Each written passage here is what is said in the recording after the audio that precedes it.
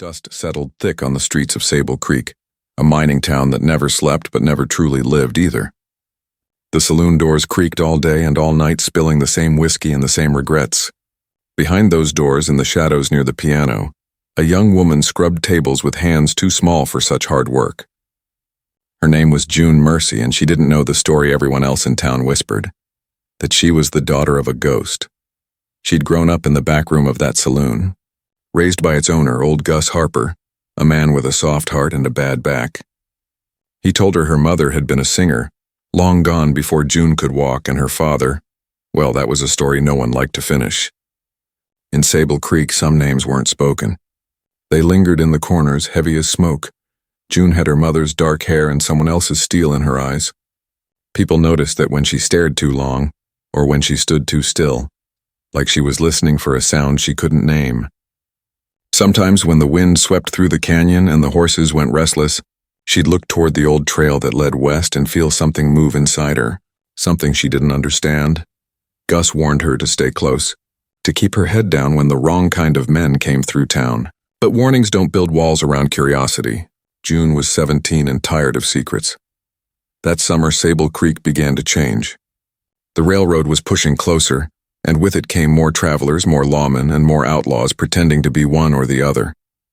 Gunfights became as common as sermons, and the graveyard filled with names no one bothered to carve. One evening, just as the last streaks of daylight faded from the windows, a man stepped into the saloon who didn't belong there. He was tall, shoulders broad under a dust-stained duster, hat pulled low, revolvers slung high like he'd been born wearing them. The room quieted when he walked in. Men who usually boasted too loud suddenly found their drinks interesting. June was wiping down a table near the back, but her eyes followed him. There was something in the way he moved. Not slow, not fast, just sure. Like the world around him bent to make space. Gus stiffened behind the bar, his face turning pale. The man ordered whiskey, drank it like water, and left without a word. June didn't think much of it until she found Gus sitting at the bar after closing, staring at the empty glass the stranger had used. His hands trembled as he polished it clean. When she asked who the man was, he dropped the glass and it shattered against the floor. He told her to forget him. But secrets, once named, have a way of digging themselves out. That night, she couldn't sleep. She sat by the window of the small room above the saloon, watching the street below. The wind blew dust across the moonlight, whispering through cracks in the walls. She thought she saw movement near the edge of town, a shadow leaning against the hitching post, still as stone. The shape turned once toward the saloon before disappearing into the dark. The next morning, she found something wedged under the saloon door, a small leather pouch and a single silver bullet. Inside the pouch was a folded note, yellowed and worn. Only one line was written, "Tell her I came back for what's mine." She didn't recognize the handwriting, but the words crawled under her skin. When she showed Gus, he snatched the note from her hands and burned it in the stove before she could blink. His face looked older than she'd ever seen it. He told her again to stay quiet, to keep working, to let some ghosts lie buried. But that day she noticed the way people looked at her differently. A few of the old miners wouldn't meet her eyes. The piano player stopped mid-song when she passed, and by sundown she heard it, the name spoken low by men in the corner, Silas Mercy. The name meant nothing to her then, but it meant everything to them. That night, a fight broke out in the street. Gunfire split the air, and when the dust cleared, one man lay bleeding on the boards outside the saloon. Before he died, he grabbed June's wrist and whispered that same name. Told her she had her father's eyes. Gus dragged her inside before she could ask anything. He locked the doors, shut the windows, and lit every lamp in the room as if that could keep the truth out. But the truth was already knocking. June went to bed with her heart pounding. She dreamed of horses running through fire, of a man with eyes like winter steel, calling her name from the other side of smoke. When she woke, her pillow was damp with tears and the sound of hooves echoed faintly outside. By morning, the stranger had returned. He stood at the edge of town, hat tipped low, his coat brushing against his boots.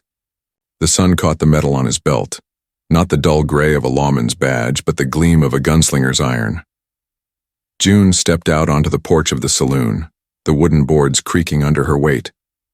The man looked up, and even from a distance, She felt the pull at a strange, sharp knowing deep in her chest.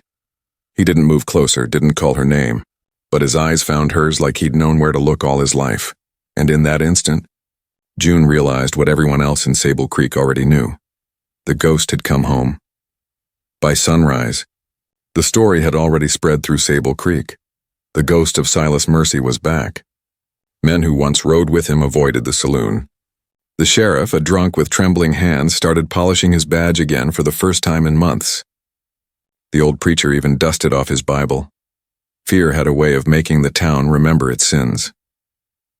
June worked quietly, sweeping the floors long after the whiskey stains had dried. Every sound outside made her flinch. A horse neighing, boots scraping on the porch, the swing of a door. Gus watched her close, worry carved deep into the lines of his face. He didn't say it, but she could feel it. He was scared. Not of Silas, but of what his return meant for her. Before the sun reached its peak, 3 riders came into town. Their coats were long, their guns clean, their faces harder than stone. They weren't cowhands or traders. They were bounty men. They stopped outside the saloon, eyes sweeping the place like wolves sniffing blood. One of them spat in the dust, looked toward the door, and laughed. The kind of laugh that didn't mean humor. Inside, Gus froze. June felt it in her bones before she heard it. That shift in the air that came when death was nearby.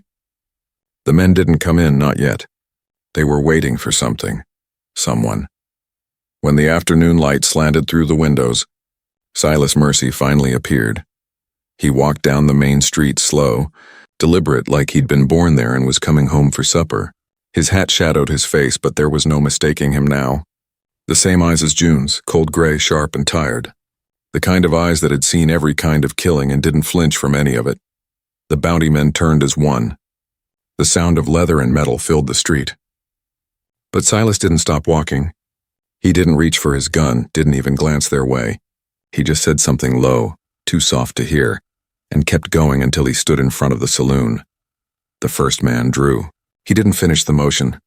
The gunfire came fast, 2 shots like thunderclaps.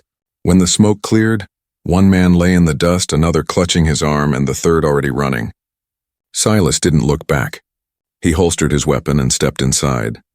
June had never seen death move so quiet. The room went still. Even the flies seemed to stop buzzing. He stood by the bar, scanning the place until his gaze landed on her. She wanted to run, to hide, but her feet wouldn't move.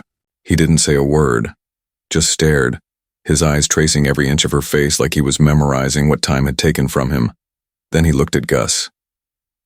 And for a moment, the years fell away. Whatever they had shared, friendship, betrayal, regret, it all came rushing back in silence. Gus poured whiskey with shaking hands. Silas didn't drink it. He just let it sit there, watching the amber light catch in the glass. June couldn't breathe. Something inside her was unraveling. That strange feeling she'd had her whole life. That there was a story buried under her skin, now clawing its way out. When Silas finally spoke, his voice was low, gravelly, worn thin by time and guilt. He told Gus he'd come to take back what was his. June didn't understand. Not yet. That night the wind picked up again, carrying the scent of gunpowder and rain. The bounty hunters' horses were still tied at the edge of town, their saddles untouched. No one dared claim the dead man's body. Silas stayed in the room above the blacksmith's, the same one where the floorboards creaked like the sighs of ghosts. The whole town kept its distance. Everyone except June. She waited until the lamps were out, then slipped from her bed, bare feet silent on the stairs. The night was still but restless. She crossed the street, heart pounding, until she reached the steps of the blacksmith's porch. The door was unlocked. The room smelled of iron and oil and something else, old tobacco and rain-soaked leather. Silas sat by the window, the moonlight cutting a silver line across his face. His gun lay on the table beside him. He didn't turn when she entered. Just asked if Gus had told her the truth. She said no, but she'd guessed. He nodded, eyes still on the window. Said he'd spent 18 years running from ghosts he'd made himself, that her mother had been the only good thing he ever touched, and when she died he buried his heart beside her. Then he looked at her. Really looked. Told her she had her mother's kindness and his curse. June felt the words settle like dust inside her. She wanted to hate him for staying gone, for letting her grow up thinking she was nothing but a saloon girl's orphan. But there was something in his face that stopped her. Regret. The kind that never lets a man sleep right again. He told her why he'd come back. Not for her, not exactly. He was being hunted. The men he'd killed years ago had brothers, sons, and they'd spent every mile since trying to return the favor.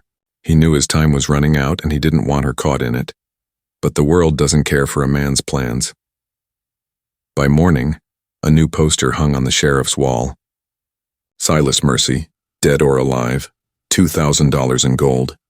Every drifter, farmhand, and drunk in Sable Creek suddenly found a reason to start watching him. June saw it happen.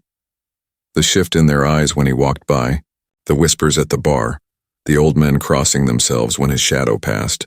And through it all, Silas stayed calm, moving like a man who'd already made peace with what was coming. But June hadn't. She followed him one night, watched as he rode out toward the canyon beyond town. There, hidden under the cliffs, he unearthed something wrapped in oilcloth. A rifle, old and worn, and a tin box filled with letters, bullets, and one small locket. Inside the locket was a faded picture, her mother holding a baby, her. Silas saw her standing there. Didn't scold her. Didn't tell her to leave. He just said there was a time when he believed a man could change. That maybe the gun didn't have to be his only language. But the world had a way of reminding men like him that mercy never lasted. They heard the riders before they saw them. 6 of them, coming hard from the east. Dust rising behind them like smoke. Silas loaded his rifle slow and steady. Told her to go back, but she shook her head.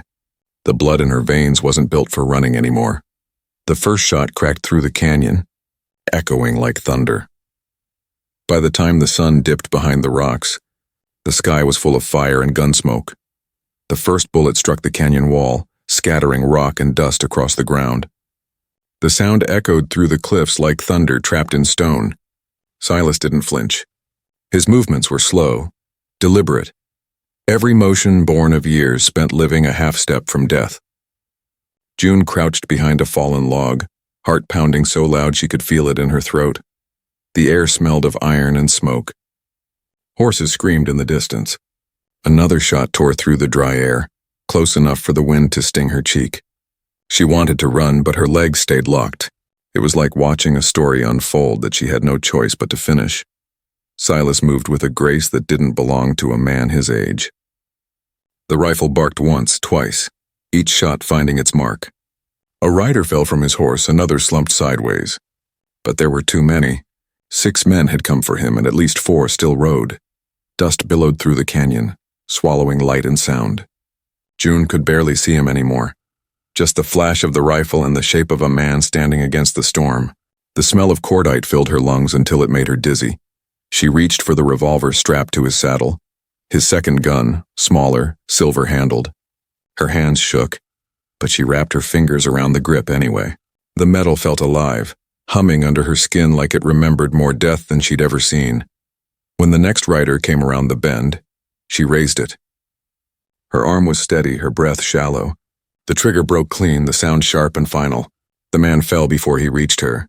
The echo bounced off the canyon walls and vanished into silence. Silas turned then, eyes finding hers. There was something like pride in them, and something like sorrow. The kind of sorrow that knows it's too late to turn back. The rest came hard and fast. 2 more men dismounted and rushed forward on foot. Silas dropped one before he reached cover, but the other fired from behind a boulder, clipping Silas in the shoulder. He staggered but didn't fall. June ran toward him through the haze of dust and gunfire. The ground shook under her boots, pebbles rolling with every shot. She reached him just as he dropped to one knee. Blood spread dark across his sleeve. She helped him behind a rock, pressing a cloth against the wound. He didn't wince. His eyes were fixed on the canyon mouth where the last of the riders waited. The silence between them was heavy. Not fear. Not panic. Just the steady knowing that everything that had led them here was about to end. He reloaded his rifle one last time. Told her with his eyes to stay low. She didn't. When the final rider came through the canyon, June stood. The revolver felt lighter now, easier in her hand. The man fired first, the bullet slicing past her arm. She fired back once, twice, and until he dropped in the dust. Then the silence came again, thicker than before. The canyon smelled of sweat and blood and burnt powder. Vultures circled high above, black against the fading sun. Silas lowered his rifle and leaned back against the rock. His breathing was uneven now, too shallow. June dropped beside him, pressing harder against the wound. He shook his head in a slow, tired motion. He told her once, long ago, that every man's name carries a price. His had cost him his soul, his love, his years. Now it was coming for what little he had left. She wanted to save him, but the light in his eyes was already fading. He reached for her hand, his skin cold and rough. Told her not to let the name die with him. Not because it deserved saving, but because she did. When the sun slipped behind the canyon rim, the world turned golden red, like the sky itself was on fire. Silas Mercy drew one last breath and let it go. The wind carried it away, scattering it through the rocks like dust. June sat there until the stars began to show, her hands still stained with blood, her heart burning with something she couldn't name. The silence around her felt endless, the kind that only comes after the world has decided to move on without you. By dawn, she buried him beneath a crooked cedar, the grave marked by his rifle and a flat stone. She carved his name into it with the tip of her knife, not for him, but for herself. So she'd never forget who she was or where she came from. When she stood again, the canyon looked different. The fear was gone. The air felt sharper, cleaner. She loaded the revolver, checked the bullets, and slid it into her belt. The trail stretched west, wide, empty, calling her name. By the time she reached Sable Creek again, the town was waking. Smoke curled from chimneys, roosters crowed, and the same men who'd once whispered her father's name now turned away when they saw her. The sheriff stood on the porch of his office, pale and sweating. Behind him a new poster hung, Silas Mercy, dead. She stared at it, her jaw tightening. The ink was still wet. He didn't even ask who killed him. He just pointed toward the bank, said the bounty could be collected there. June didn't move. The paper fluttered in the wind, its edges curling like flame. She reached up, tore it down, and tucked it into her coat. Then she turned and walked toward the saloon. Gus was standing at the door, eyes wide, as if he'd seen a ghost. She handed him the revolver, Silas's revolver, and told him she wasn't the girl who used to scrub his floors anymore. He didn't try to stop her when she walked past. The town watched in silence as she saddled her father's horse and rode out. The wind whipped her hair loose from its braid, dust rising behind her in long trails. The road ahead stretched toward the horizon, endless and gold. She didn't know where it led, only that she couldn't stay. Somewhere out there were men who'd come looking for her father's name again. Men who didn't know yet that the man they wanted was gone, and his daughter was riding in his place. The world wouldn't remember Silas Mercy the way she would. They'd call him a killer, an outlaw, a ghost. But she knew the truth, that he was a man who had loved and lost, who'd tried to buy redemption with the only coin he ever knew, blood, and now that coin was hers. The first storm clouds rolled across the plains as she disappeared into the distance. Lightning flashed somewhere far ahead, the kind that split the sky wide open. She didn't slow. Whatever was waiting beyond that storm, she'd face it, not as the gunslinger's daughter, but as his legacy, a name carved into the land itself. The plains rolled out beneath a bruised sky where thunder moved slow and heavy over the earth. June rode through it, her coat dark with rain, her hair whipping against her face. Days had passed since she left Sable Creek, but the memory of her father's grave clung to her like the smell of smoke after a fire. Each mile between her and that canyon only deepened the silence. The storm broke wide before sundown, soaking the ground until it turned to mud. She found shelter beneath an old windmill, its blades creaking in the wind. Lightning split the sky, lighting up the open land for miles. There was nothing out there but emptiness, and the feeling that something was following her through it. By dawn, the rain had eased. The world smelled of wet earth and sagebrush. She found a trail cut into the land, half washed away by the storm, leading toward a town she'd never heard of, Hollow Bend. It wasn't on any map she remembered from Gus's stories, but she followed it anyway. By the time she reached the outskirts, the town was waking. Hollow Bend wasn't much. A few shacks, a livery, a church leaning to one side like it had grown tired of standing. But it had eyes. Every window seemed to hold a watcher. Every shadow seemed to whisper her father's name. She tied her horse outside the general store and walked in. The bell over the door barely made a sound. The man behind the counter froze when he saw her. His eyes dropped to the revolver on her hip, the one that had belonged to Silas Mercy. Recognition flickered there, quick and nervous. He asked if she was kin to him. She didn't answer, just bought bullets, jerky, and a small flask of whiskey. When she turned to leave, he told her to be careful. Word was spreading. A new bounty posted under the same name. The number was higher now. June stepped outside into the morning light. The air felt thinner, sharper. She looked toward the mountains in the distance where the clouds hung low and black. She didn't need to see the poster to know what it said. Someone had rewritten her father's ghost. And this time it was wearing her face. By noon, 3 riders appeared on the horizon. She spotted them long before they reached the ridge. Bounty hunters, same breed as the ones who'd followed Silas. Men who made their living off the blood of legends. She rode out to meet them. The land stretched flat and golden between them, wind pushing waves through the tall grass. The lead rider raised his hand, calling for her to stop. She did, sitting tall in the saddle, her revolver low on her thigh. They looked her over. A woman, young, alone. They saw only an easy reward. But when the wind shifted, they saw the name carved into her revolver's handle. Mercy. The world went still for a heartbeat. Then the first man drew. The sound cracked across the plain like thunder. The bullet missed her by inches. She fired once, the recoil biting into her palm. The man dropped from his horse before he hit the ground. The others didn't hesitate. Gunfire roared through the field, the smell of smoke and dust rising like breath. June rode hard, turning her horse into the wind, firing blind and fast. Each shot came cleaner than the last. Her father's lessons written in blood and bone carried through her hands. When it ended, 2 horses ran free into the distance. 3 bodies lay in the grass. The wind settled. Her heart didn't. She dismounted slowly, walking through the smoke that hung low over the ground. Her face was streaked with dust and rain, her eyes steady. She'd done what she had to. That truth didn't make it easier to breathe. The world was quiet again, the kind of quiet that comes after death has had its say. She buried them where they fell, marking the graves with rocks, the least she could offer to men who'd chase ghosts for gold. When she climbed back into the saddle, she didn't look back. The trail ahead felt endless, but she wasn't lost. Not anymore. By the next town, her name had already changed shape.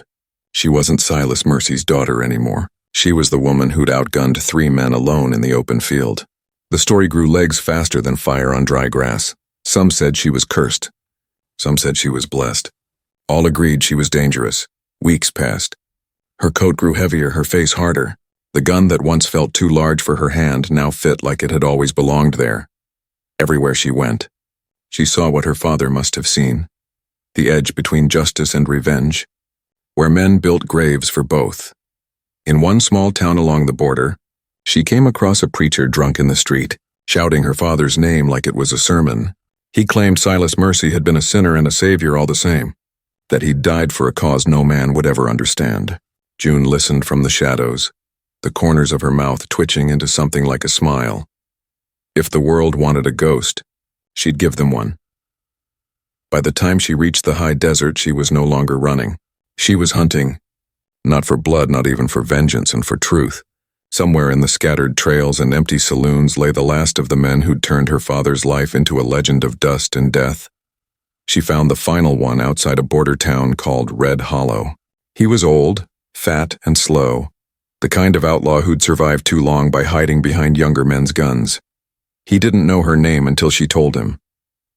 Didn't recognize her until she lifted her father's revolver and let him see the engraving. When it was over, she left him where he fell. No words, no prayers. Just the wind, the desert, and the soft click of her revolver closing. The sun was setting when she rode out of Red Hollow. The sky burned orange and gold, the same colors that had marked every ending since time began. She stopped on a ridge overlooking the valley, the world stretching wide beneath her. She thought of Silas, his grave in the canyon, the rifle, the locket. For the first time, she didn't feel the weight of his name pressing down on her. It felt lighter now, carried not as a burden but as proof that blood doesn't only curse, sometimes it redeems.